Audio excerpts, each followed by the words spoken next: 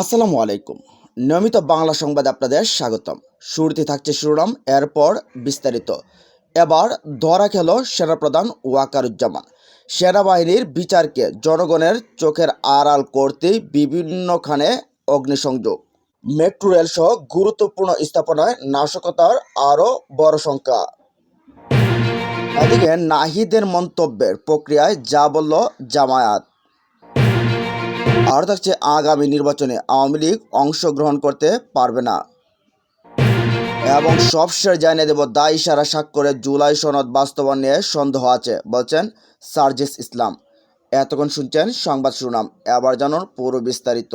প্রিয় দর্শক, আজকের এই ভিডিও সম্পর্কে আপনার মূল্যবান মতামত কমেন্ট বক্সে জানিয়ে দিন। একটা লাইক করুন আর চ্যানেলটা সাবস্ক্রাইব করে আমাদের সাথে থাকুন।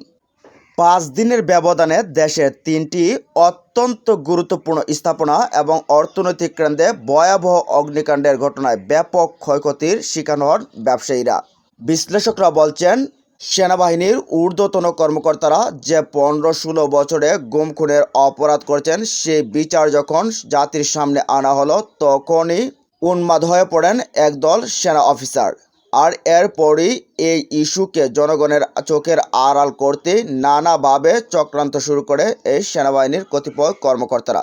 আর এর জের ধরেই অগ্নিকাণ্ডের ঘটনা সামনে আসে। আর এই অগ্নিকাণ্ডের ঘটনা সামনে আসতেই এই সেনাবাহিনীর ইস্যুটি তলে পড়ে যায়।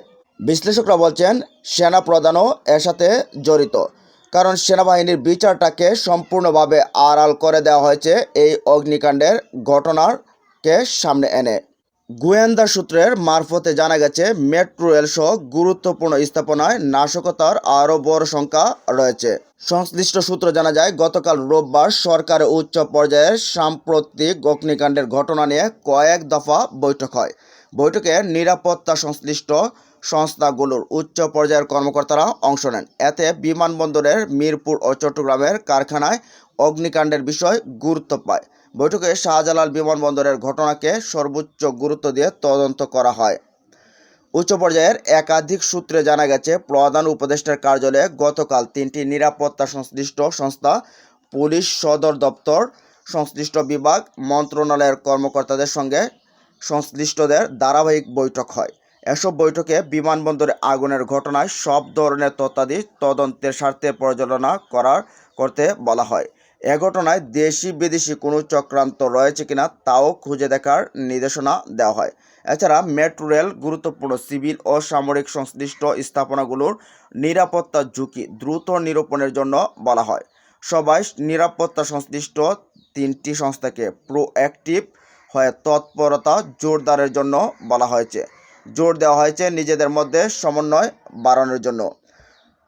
সংস্থাগুলো একাধিক দায়িত্বশীল ও সূত্র বিশ্লেষকরা বলছেন, গত 14 অক্টোবর ঢাকা মিরপুরের রূপনগরে কেমিক্যাল গোডাউন ও পোশাক কারখানায় অগ্নিকাণ্ডে, 16 অক্টোবর চট্টগ্রাম রপ্তানি প্রক্রিয়াকরণ অঞ্চলের সিপিজেড একটি বৃহৎ কারখানায় বিধ্বংসী আগুন এবং সর্বশেষ গত শনিবার হজরত শাহজালাল আন্তর্জাতিক বিমানবন্দরে কার্গো ভিলেজে ভয়াবহ অগ্নিকাণ্ড দেশের অভ্যন্তরীণ নিরাপত্তা ও অর্থনীতিকে লক্ষ্য করে চালানো এক গুরুতর ষড়যন্ত্র বলে মনে হয়। নিরাপত্তা সংস্থাগুলো প্রাথমিকভাবে মনে করছেন, এই চক্রের মূল উদ্দেশ্য হল রাষ্ট্রীয় নিরাপত্তা বিঘ্ন করা, দেশের দ্রুত বিকাশমান অর্থনীতিকে মারাত্মক আঘাত হানা এবং আন্তর্জাতিক পরিমণ্ডলে দেশের ভাবমূর্তি ক্ষুণ্ণ করে বিদেশি বিনিয়োগকে নিরুৎসাহিত করা। দেশের সর্বোচ্চ পর্যায় থেকে ষড়যন্ত্র করে মোকাবেলায় তাৎক্ষণিক ও নিরাপত্তা সংশ্লিষ্ট সংস্থাগুলিকে সমন্বিত পদক্ষেপ গ্রহণের কঠোর নির্দেশ দেওয়া হয়েছে। আইনশৃঙ্খলা রক্ষাকারী বাহিনীকে মৌখিক নির্দেশনায় সারা দেশে সতর্ক অবস্থায় দায়িত্ব পালন করতে বলা হয়েছে। অন্তর্বর্তীকালীন সরকারের বাণিজ্য উপদেষ্টা শেখ বশিরউদ্দিন সাংবাদিকদের বলেন, বিমানবন্দর হলো কেপিআই এলাকা। আগুন লাগার 30 সেকেন্ডের মধ্যে আমাদের নিজস্ব অগ্নি নির্বাপক সংস্থা ঘটনাস্থলে পৌঁছলেও এই ধূম্রজালের ভেতর দিয়ে ঘটনাস্থলে পৌঁছার মতো অবস্থা ছিল না। তিনি জোর দিয়ে বলেন, বিমানবন্দর অগ্নিকাণ্ড তদন্তের নাশকতার কোনো কিছু উড়িয়ে দেব না। গোয়েন্দা সংস্থা সহ অংশীজনের সঙ্গে আলোচনা করে এসব রহস্য উদ্ঘাটন করার চেষ্টা করব। এদিকে নাহিদের মন্তব্যের প্রক্রিয়ায় যা বলল জামায়াত। নির্বাচনে পিআর পদ্ধতি নিয়ে জামায়াতে ইসলামীর আন্দোলন জামায়াতের সুপরিকল্পিত রাজনৈতিক প্রতারণা বলে মন্তব্য করছেন জাতীয় নাগরিক পার্টি আহ্বায়ক নাহিদ ইসলাম। সংবাদ মাধ্যমে নাহিদ ইসলামের এই বক্তব্যে প্রতিক্রিয়া জানিয়েছে দলটির সহকারী সেক্রেটারি জেনারেল অ্যাডভোকেট এহসানুল মাহবুব জুবায়ের ও হামিদুর রহমান আজাদ। রোববার এহসানুল মাহবুব জুবায়ের সাংবাদিকদের বলেন, দায়িত্বশীল জায়গা থেকে নাহিদ ইসলামের পিআর নিয়ে জামায়াত ইসলামীর আন্দোলন ইস্যুতে এ ধরনের বক্তব্য অপ্রত্যাশিত ও অগ্রহণযোগ্য, যা কোনোভাবে সমর্থন করে না জামায়াত ইসলামী। জামায়াতের আরেক কেন্দ্রীয় সহকারী সেক্রেটারি জেনারেল হামিদুর রহমান আজাদ বলেন, যে কোনো দলের ব্যাপারে অন্য দলের শিষ্টাচার বজায় রেখে মন্তব্য করা ভালো। ব্লেম গেম বা দোষারোপের রাজনীতি থেকে আমাদের বেরিয়ে আসতে হবে, কারণ পুরনো রাজনৈতিক ধারা এটাই ছিল। রাজনীতির সেই পুরনো ধারা থেকে বের হয়ে আসার আমরা চেয়েছিলাম ব্লেম গেমের রাজনীতিকে বিদায় করতে। আমরা চাই ইতিবাচক রাজনৈতিক ধারা তৈরি করতে। সেই প্রত্যাশা ছিল আমাদের।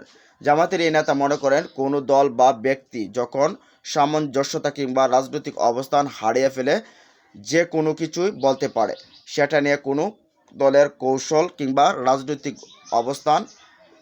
এনসিপির প্রসঙ্গে তিনি বলেন, যারা নিজেরা জাতিকে স্বপ্ন দেখানোর কথা বলে, যারা জুলাই বিপ্লবের স্পিরিট ধারণ করেন এবং আগামী নতুন বাংলাদেশ গড়ার কথা বলেন, সেই জায়গা থেকে তাদের সবাইকে ইতিবাচক মনোভাব নিয়ে কাজ করা উচিত। তিনি মনে করেন, এই ধরনের বক্তব্য ছিল পুরনো রাজনৈতিক ধারা, যে কারণে এনসিপিরও উচিত ছিল দায়িত্বশীল ও সৌজন্যবোধ বজায় রেখে মন্তব্য করা। এর আগে নাহিদ ইসলাম তার পোস্টে বলেন, জামায়াতে ইসলামীর তথাকথিত আনুপাতিক প্রতিনিধিত্ব আন্দোলন ছিল একটি সুপরিকল্পিত রাজনৈতিক প্রতারণা। রোববার বিকেলে নিজের ভেরিফাইড ফেসবুক আইডিতে দেয়া এক পোস্টে তিনি কথা বলেন। পোস্টে এনসিপির আহ্বায়ক বলেন, আন্দোলনটি ইচ্ছাকৃতভাবে গঠিত হয়েছিল ঐকমত্য কমিশনের সংস্কার প্রক্রিয়াকে ভ্রান্ত পথে পরিচালিত ও জনগণের অভ্যুত্থানের পরিপ্রেক্ষিতে রাষ্ট্র ও সংবিধান পুনর্গঠন সংক্রান্ত জাতীয় সংলাপকে ভিন্ন খাতে প্রভাবিত করার জন্য। নাহিদ লেখেন, ভোটের আনুপাতিক প্রতিনিধিত্বের ভিত্তিতে একটি উচ্চকক্ষ গঠনের মূল সংস্কার দাবি ছিল সাংবিধানিক নিরাপত্তা নিশ্চিত করার প্রচেষ্টা। আমরা এমন ভিত্তিগত সংস্কারের চারপাশে একটি গণ আন্দোলন গড়ে তোলার চেষ্টা করেছিলাম। এদিকে সাংবাদিকদের বলেন ইসি আনোয়ারুল, আগামী নির্বাচনে আওয়ামী লীগ অংশগ্রহণ করতে পারবে না। আগামী নির্বাচনে আওয়ামী লীগ অংশগ্রহণ করতে পারবে না বলে মন্তব্য করেছেন নির্বাচন কমিশনার ইসি মোহাম্মদ আনোয়ারুল ইসলাম সরকার। রোববার সিলেট পুলিশ লাইনে নির্বাচনী দায়িত্ব সুষ্ঠুভাবে সম্পূর্ণ লক্ষ্যে পুলিশের দক্ষতা বৃদ্ধিতে নিয়োজিত প্রশিক্ষণ শেষে সাংবাদিকদের সঙ্গে আলাপকালে তিনি কথা বলেন। তিনি বলেন, আইনগতভাবে আওয়ামী লীগের কার্যক্রম স্থগিত রয়েছে। স্থগিত দল হওয়া মানে তাদের যাবতীয় কার্যক্রম স্থগিত। তাই আগামী নির্বাচনে তারা অংশগ্রহণ করতে পারবে না। জাতীয় নাগরিক পার্টি এনসিপির প্রতীক সম্পর্কে তিনি বলেন, প্রতীক নির্ধারণ সংবিধান ও নির্বাচনী বিধিমালার আওতায় করা হয়। শাপলা প্রতীক সেই তালিকায় নেই, তাই বরাদ্দ দেওয়ার সুযোগও নেই। আসন্ন জাতীয় সংসদ নির্বাচনের প্রসঙ্গে তিনি বলেন, নির্বাচন ফেব্রুয়ারিতে না হওয়ার মতো কোনো পরিস্থিতি তৈরি হয়নি। রমজানের আগেই নির্বাচন অনুষ্ঠিত হবে। নির্বাচনকে সামনে রেখে সব বাহিনী প্রস্তুত রয়েছে এবং আইনশৃঙ্খলা পরিস্থিতি কোনো চ্যালেঞ্জ হিসেবে থাকবে না বলে আশা প্রকাশ করেন তিনি।